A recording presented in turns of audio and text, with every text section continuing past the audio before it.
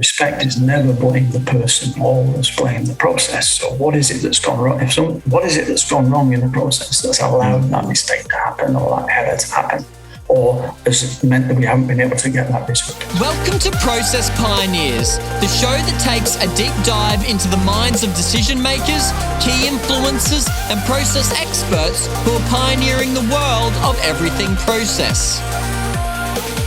Welcome to the next episode of Process Pioneers. My name is Daniel Rayner. I'm the host of Process Pioneers. Absolutely loving this series. We're into the hundreds of episodes at the moment. Over the last couple of years, I've had the absolute privilege of sitting down with different process specialists and in the many or the various ways that you could understand what that term to be. Process management, it's so diverse, it's so broad that we've had many guests in the series or on the show that come from the academic realm, that come from the consulting world, that come from working within large organizations. I'm trying to figure out how do we understand and manage our business processes and ultimately help us reach and meet our strategic objectives as an organization. So fascinating conversations I get the privilege of being part of, and today is no exception. I have the absolute pleasure of sitting down with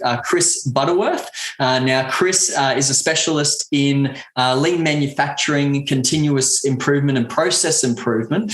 He was part of the leadership team to establish one of the first lean facilities in the UK in the early 90s. He's an international speaker, and he also publishes papers and in journals and books, and he's an award-winning author at that. So very excited to speak with you today, Chris. Thanks for joining me.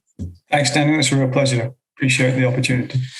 So one thing that the audience loves to understand from the guest before we dive into, I guess, the nitty gritty of, the different ways that you can share your experiences is when did you first get your start in this world of process? What did that look like? Obviously, I mentioned there you're part of the leadership team establishing one of the first lean facilities. Is that where it began, or did it begin prior to that? Probably a little bit before that. I used to work for JCB, the company that makes the big yellow diggers, and they were a very fantastic company to work for, very focused on processes and improvement, and they really embedded a culture of striving for excellence in everything that you did. So that was when I was very young, straight out of university. So that kind of shaped my thinking. And then from there, I joined a team that had the fantastic opportunity to build a greenfield site for Jaguar cars. So we were the stamping facility, making all the body panels. And they recruited people in who knew all about lean and the Toyota production system. And I just learned from them. It's an amazing journey. And we did stuff that we just didn't know was possible. And that used to take several hours to change over a press, and that came down to less than 10 minutes. We got just-in-time deliveries going in and just-in-time deliveries going out. Virtually less than 3 days total inventory anywhere in the facility. Everyone wore the same uniform from the CEO downwards. And it was a culture of respect and improvement. So it really fired up my interest, and I had a couple of great mentors there as well. And I decided, that was something that I really got a passion about. So from there, I moved on to a couple of other organizations and did internal operations and improvement roles. And then I joined consultancy practice. Fantastic. 20 odd years ago. Yeah. That's great.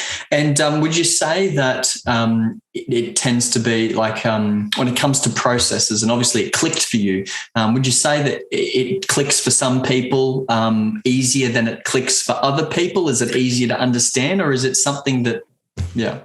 Yeah, I think that's a really interesting point, because actually when you're I call it a natural process thinker, which I've been told several times that I am, the danger is you assume that everyone else thinks the same way, and they don't. Right. You've got to really value that diversity. So whenever I look at it, then I always think about what's the start, what's the steps. So I always try and look at plan, do, check, act as a cycle, and that's just the way my brain works.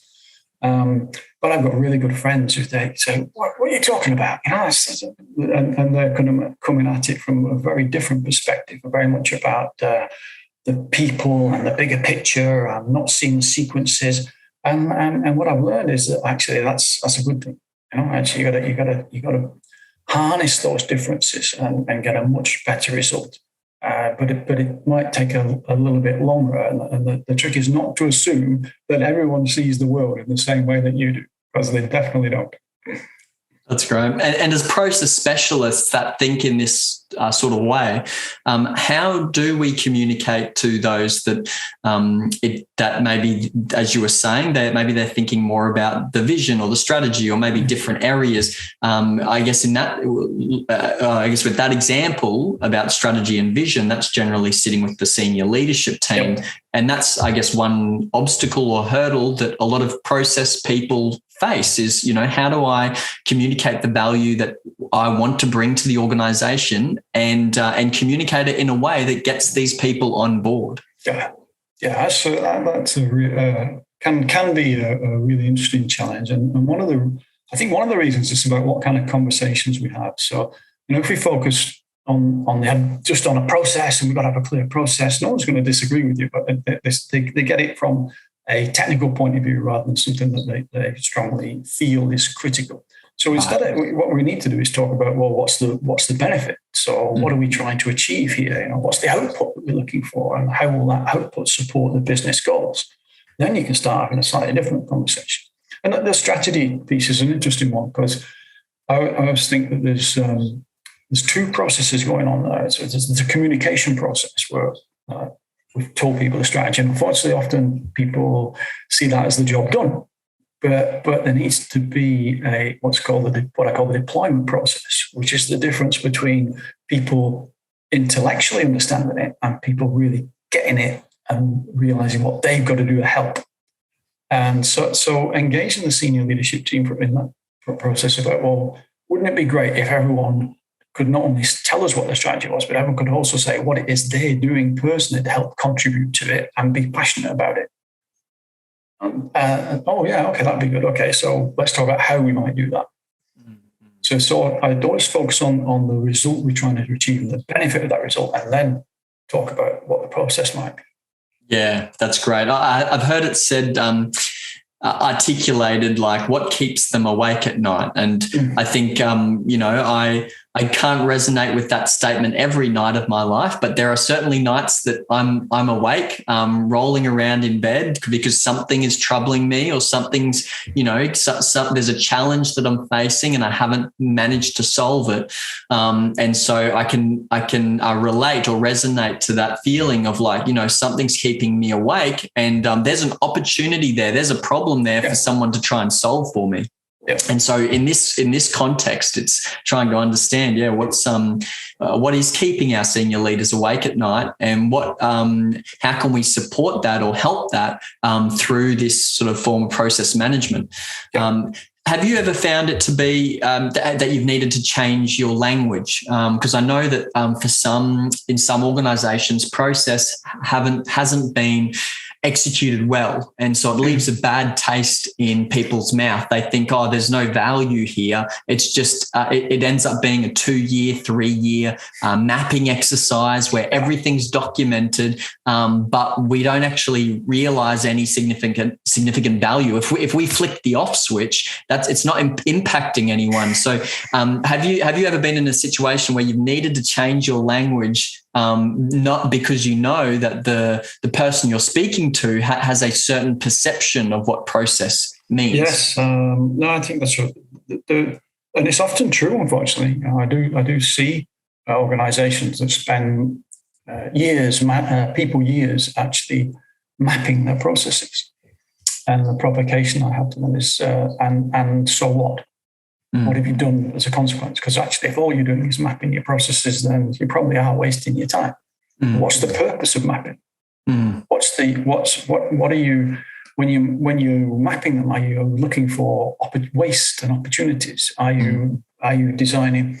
I see a lot of organisations where all they've done is map a current state, and they haven't created a desired future state, for example. Right. And now there's so big missed opportunity. So I think, from like many things with when you're looking at processes, you've got to start off with purpose. So what's the purpose of mapping out processes? Well, actually, yes, I can document them. That could be a purpose in its own right, but it's only scratching the surface if that's the main reason we're doing it. What we need to be doing is identifying how we can streamline those processes. How do we take out waste? How do we make them more effective at delivering customer value and engaging our people? Now, if you then start being really clear on that purpose, you take a very different perspective about how to map it, how to create what the future state should look like, and how important it is.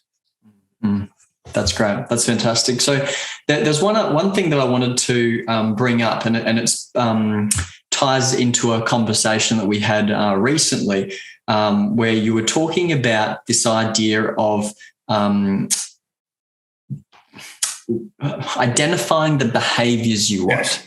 Identifying the behaviors you want, and what do we need to do to create those behaviors? Can you open that can of worms and let's dive into what that actually means? And so I think this is the big opportunity and where the future needs to focus for processes. And I think about it this way: always start with purpose. So what's the purpose of this process? And I like to think about that in terms of the ideal results we want as an output. So what's the ideal results for the output? Now, who knows what those ideal results are? Well, it's going to actually be the customer of that process. So that might be an internal customer, external customer. Who is receiving the outputs of that process? So let's first start by capturing that voice of the customer. What is it they value from that process? So when we know the ideal results, we can then say, okay, if we want those ideal results, what are the ideal behaviors that would give us those results?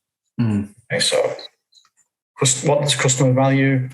What are the results? What are the behaviors we need? Now, start having a go at designing the process. Usually, those first 3 steps, people might do a little bit of customer value and then design the process. Very rarely, in my experience, are people standing back and saying, what are the behaviors needed? Let's design a process to drive those behaviors. And let's put it through a plan, do, check, act cycle to say, okay, because it might not be right. Let's check it and refine it. However, I guarantee that if we design a process and don't think about behaviors, it won't work as we expect. And we'll probably get lots of rework and lots of workarounds and lots of frustration. And you'll hear people say things like, well, I knew that would never work. Because and so the idea is that the outputs we want are determined by the behaviors. So we need to understand what behaviors we want, and we need to measure those behaviors too. And I think this is the other key opportunity in processes, to start thinking about key behavioral indicators, not just key performance indicators. So how are we measuring the behaviors that will give us the outputs? The organizations that are doing that are accelerating their performance dramatically because they're engaging people in ideal behaviors and then refining processes that reinforce those behaviors. I'm sure you can think of examples yourself where where we see behaviors that we don't know why is that happening? I mean, look, it's actually because the system's driving that behavior. It's forcing people to do something which they actually know is wrong, but they've got no choice. And that happens again and again. It creates lots of waste, lots of frustration. A couple of things happen. Either people just get boxed in, so they've got no choice except to do stuff that they know isn't perfect, or they do workarounds and they create lots and lots of additional work, and it's really then difficult to maintain the standard. So with that, if we don't focus on behaviors, the processes will eventually break down. Do you have an example for us where, or a use case maybe that you've worked on yourself, where you took the team and helped them to start looking at the behaviors that you wanted from the customer, and that therefore had an impact on how you designed the process. Because I've heard many stories or examples where businesses will focus so much on their internal processes. Yes. They're not actually aware of how much trouble they're causing for the customer. They're making it more complex, more complicated for the customer for the purpose of making it more maybe simple and intuitive for them internally. But do you have an example of a particular industry or organization where you had to identify those behaviors and that therefore impacted the processes? So just further, I'll give a real simple tip, which you mentioned both words there. There's an acid test you can use on designing a process or changing a process. And the simple acid test, it should do two things. That is, will it make the experience better for our customer and simpler for our people? And the key word is "and," because it's quite often people will make things experience better for the customer, but harder for our people. In which case, it probably won't work because it's going to cost more, it involves more, and it might have some short-term impact. It's not going to be sustainable. Mm-hmm. Equally,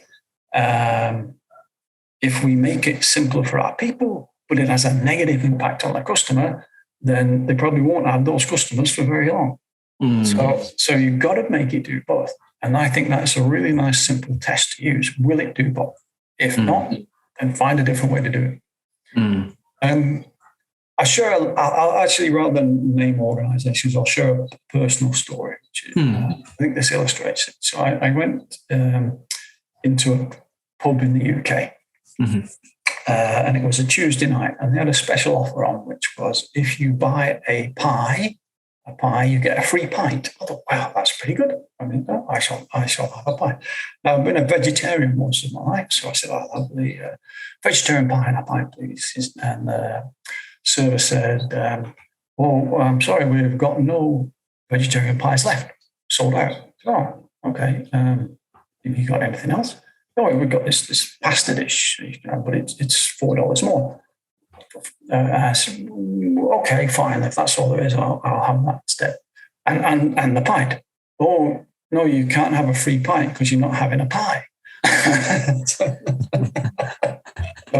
My alarm bells are going off on process here at the time. So, okay, that's interesting. Why not? So, well, the computer system only allows me to give you a free pint when you order a pie.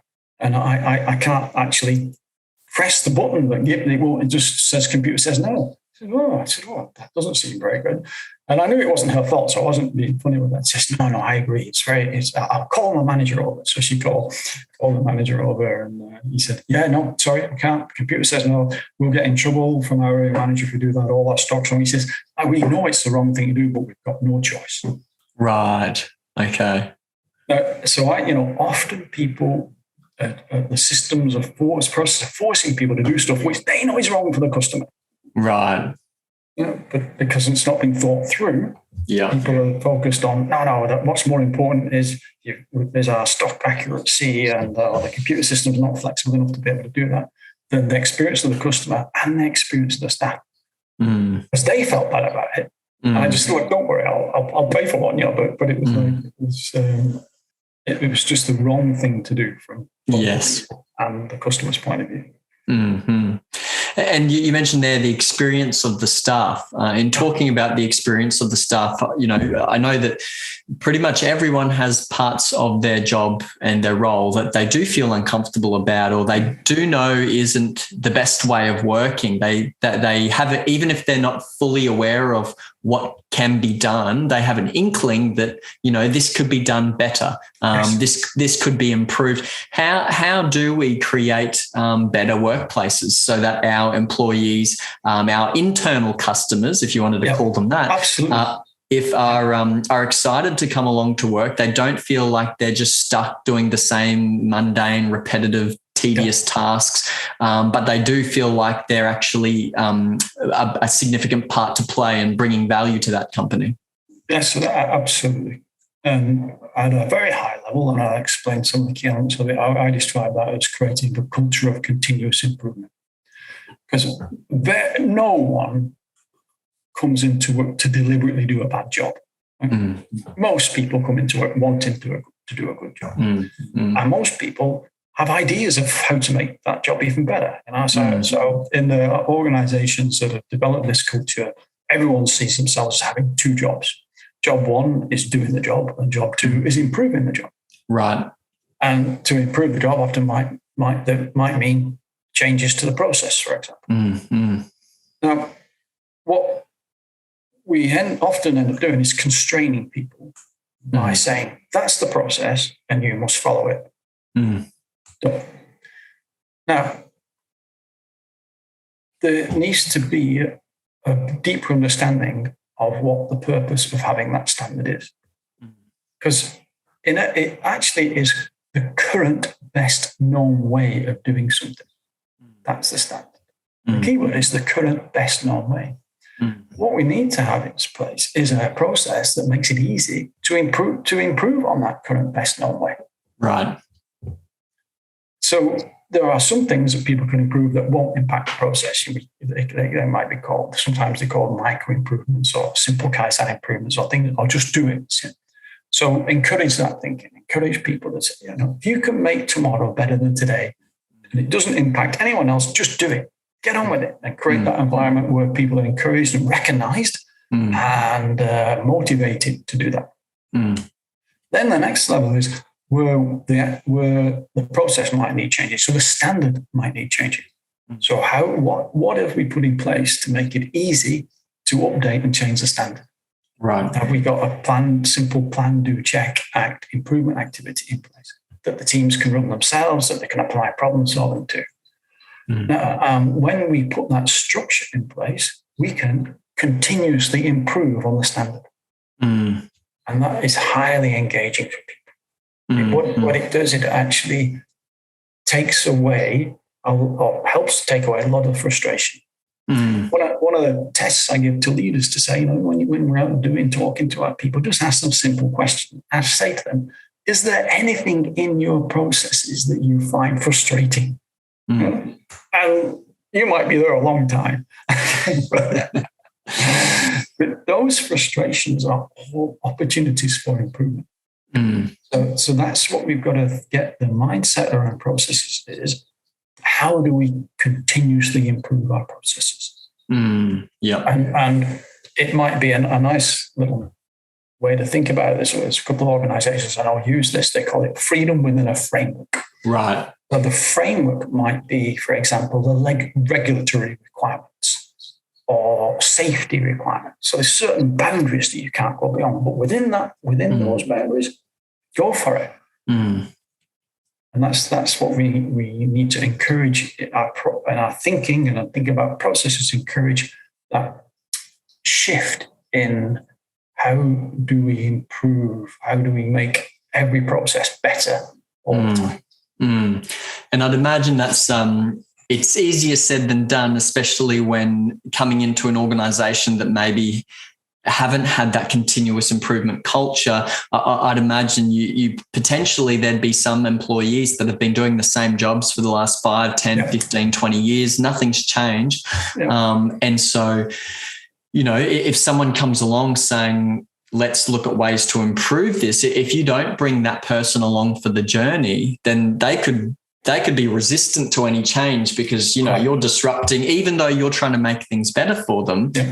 All they see is you're sort of jumping into their realm of expertise and making these changes. And it won't work if you do that. It's about creating an environment where they can make the changes. So there's lots of people who have stopped suggesting things because they've just hit a brick wall. I've got the suggested something and said, "No, we're not. We do this is the way we've done it. Always not working." And you see them eventually just give up, and they will just put their head down the animal. So that's a failure to manage the culture effectively. And so that's about leaders actually shifting away from I know best thinking to leading with humility Yep. Recognizing that the person who's doing the job is probably the person who knows best what's not working. How do I tap into their knowledge and free up their thinking? Yes. So it's not about doing improvement to people. It's enabling the environment where they can do improvements for themselves. Mm-hmm. That's great.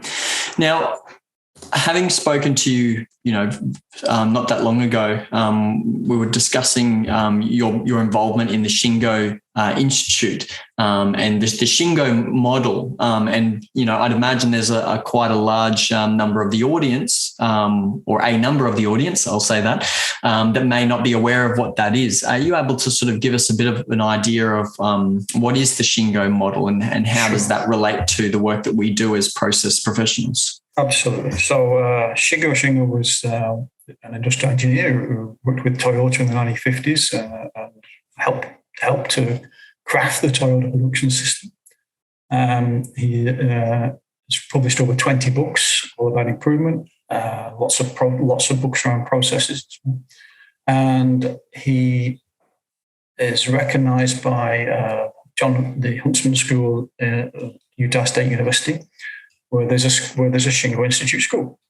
And the Institute promote the Shingo thinking and the model and lots of workshops. And you can challenge for a Shingo prize. So organizations that are awarded a Shingo prize are said to be at the height of excellence in terms of process and continuous improvement.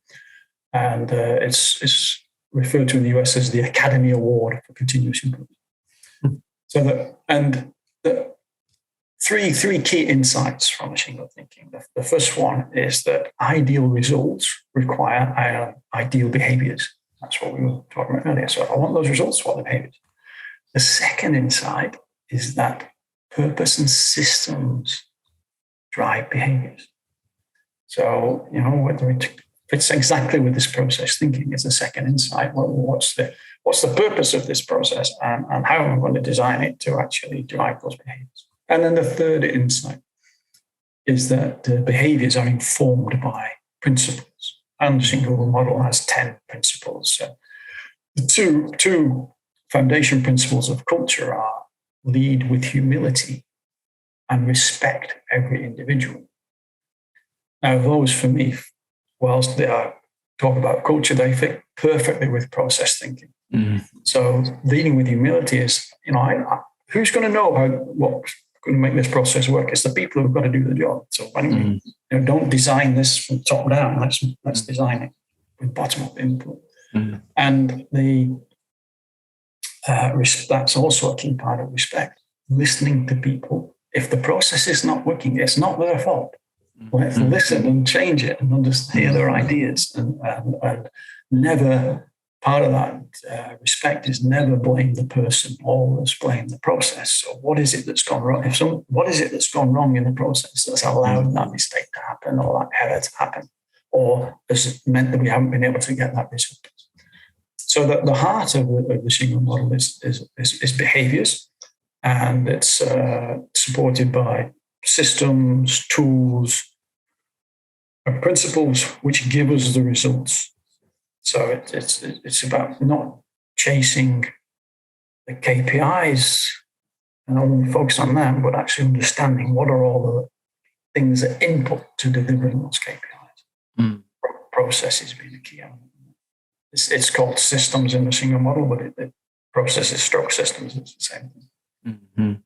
There's actually now a new workshop called a systems workshop. So it's a two-day workshop on how to design systems and processes that drive behaviors. Yeah, okay. No, that's great. And when you look at the future of the world of process, apart from, designing systems and processes that drive behaviors, what does the future of process look like? What trends are you noticing? Where do you think organizations need to be spending their time, effort, and energy over the next 5 years?